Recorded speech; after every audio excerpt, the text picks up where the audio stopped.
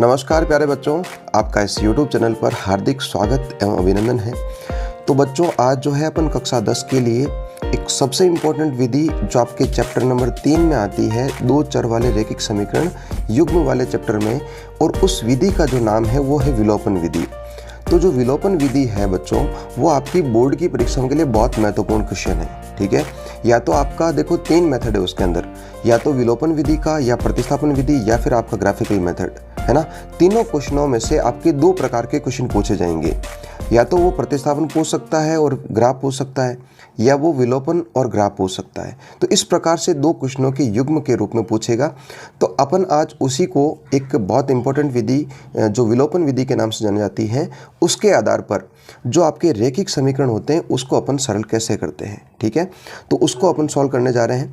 उससे पहले एक छोटी सी आपसे तरकीब रहेगी कि यदि चैनल के ऊपर आप नए हो तो चैनल को सब्सक्राइब ज़रूर करें। तो देखते हैं क्वेश्चन आपका, देखते हैं। इसमें यह बोला गया है कि निम्न रैखिक समीकरण युग्म को विलोपन विधि से आपको हल करना है। सबसे इंपॉर्टेंट आपको ध्यान रखना है कि विलोपन, ठीक है। और विलोपन का मतलब मैं आपको बता दूं बच्चों, विलोपन का मतलब होता है किसी चीज़ को गायब कर देना, उसी को अपन क्या बोलते हैं, विलोप बोलते हैं। ठीक है, किसी एक, जैसे मान लो आपके पास में ये दो चर है, तो उसमें से किसी एक को अपन गायब कर देंगे और दूसरे का मान प्राप्त कर लेंगे। ठीक है ना, तो इस प्रकार से अपन को इसको सॉल्व करना है। तो देखते हैं क्वेश्चन आपका क्या बोल रहा है। तो बच्चों, क्वेश्चन के अंदर आपको दो समीकरण दिए होंगे। ठीक है, एक आपका ये समीकरण दे रखा है और एक आपका ये समीकरण दे रखा है। तो आपको क्या करना, सबसे पहले इन समीकरणों को मैं एक बार वापस लिख देता हूँ, x प्लस वाई।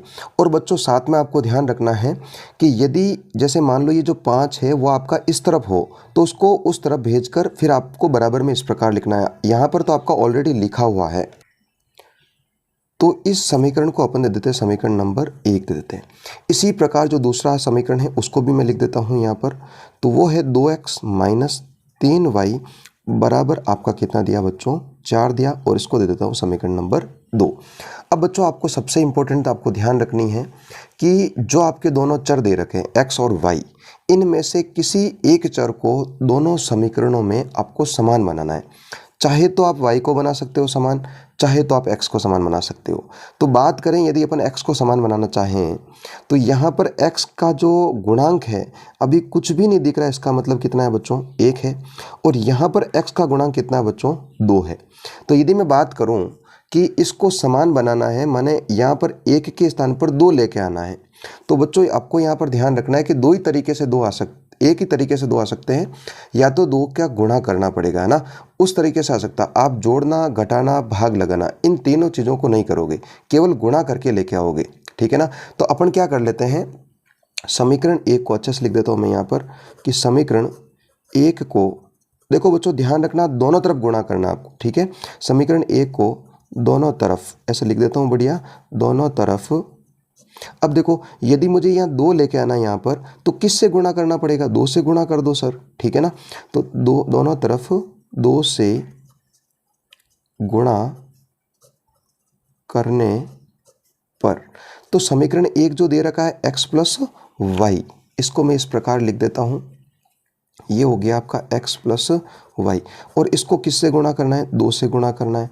और इधर भी देखो बच्चों, दोनों तरफ गुणा करना है। याद रखना, बच्चे क्या करते हैं, इस तरफ तो गुणा कर देते हैं लेकिन इस तरफ नहीं करते हैं, तो गलत हो जाता है। तो गुणा कर, 2 को x से गुणा किया, ये 2x हो गया। फिर 2 को y से किया तो 2y हो गया। और यहाँ पर 5 को 2 से गुणा किया तो कितना हो गया बच्चों, 10 हो गया।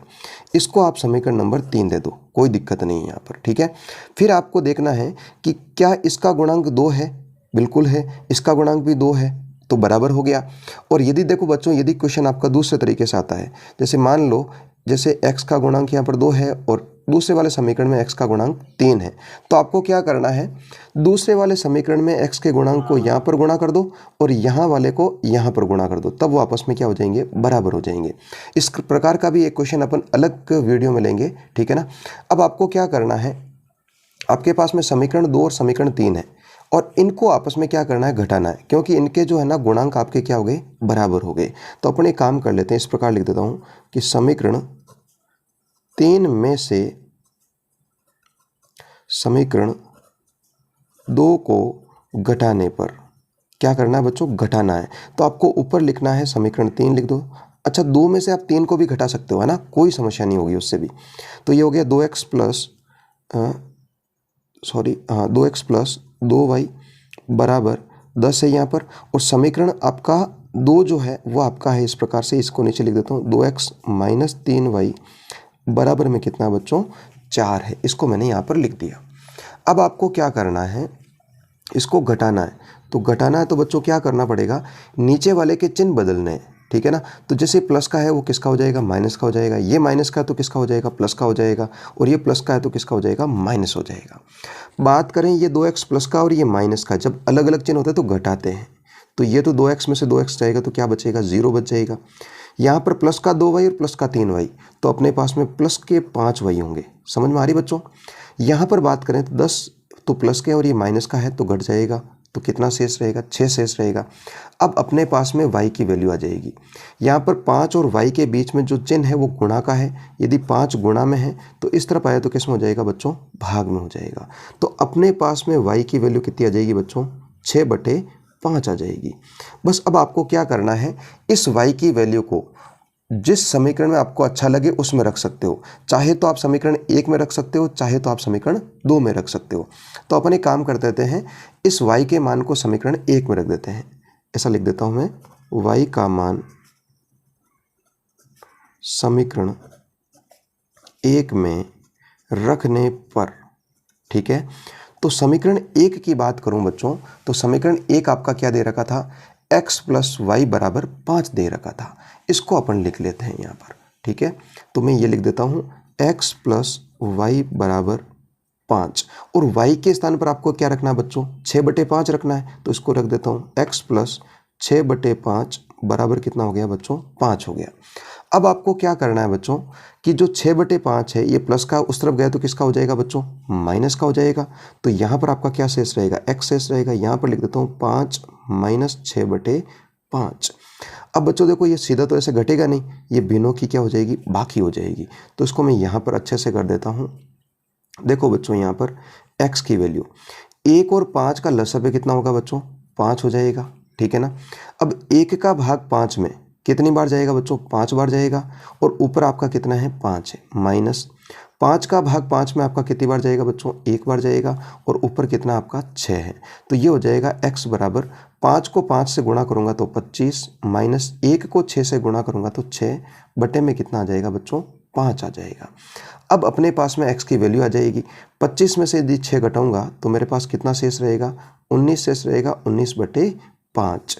इस प्रकार से अपने पास में बच्चों x और y दोनों की वैल्यू प्राप्त होगी।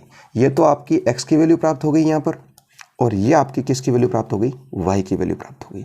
तो इस प्रकार से कोई भी आपका रैखिक समीकरण हो उनको विलोपन विधि से अपन सरल कर सकते हैं। तो आशा करता हूँ बच्चों ये जो क्वेश्चन है मैंने आपको समझाया है वो बहुत अच्छे से समझ में आया होगा। आप इसकी 1-2 बार प्रैक्टिस करें।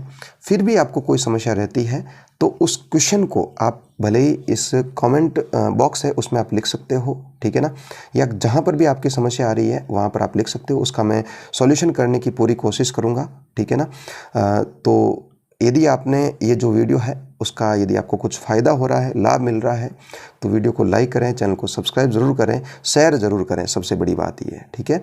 तो मिलते हैं एक नए जो क्वेश्चन है उसको लेकर मिलेंगे। तब तक के लिए धन्यवाद। जय हिंद, जय भारत। तब तक आप अच्छे से पढ़ो, स्वस्थ रहो और मस्त रहो। धन्यवाद।